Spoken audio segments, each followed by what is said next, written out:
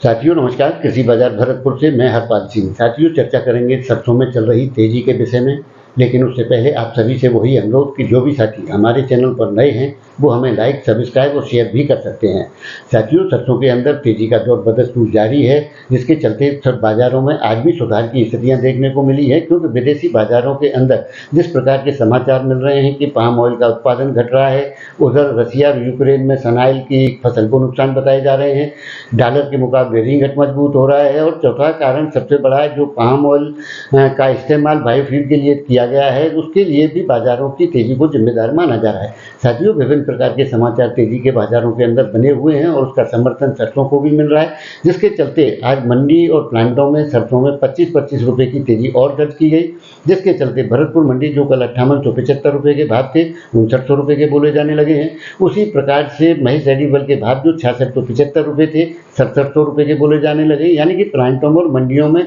आज भी 25-25 रुपए की तेजी सरसों के अंदर बनती हुई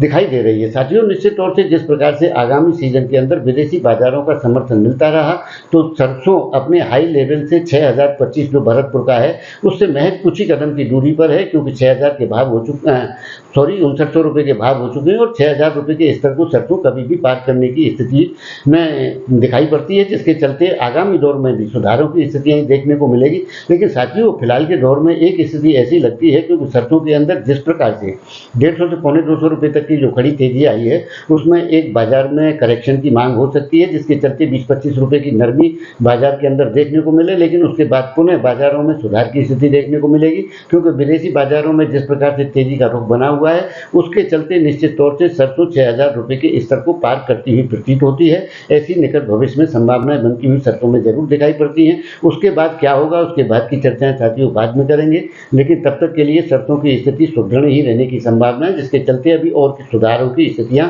सरसों के अंदर देखने को मिलेंगी। तो साथियों आपको हमारी जानकारी कैसी लगती है, कमेंट माध्यम से आप अपनी राय दे सकते हैं। तब तक के लिए धन्यवाद।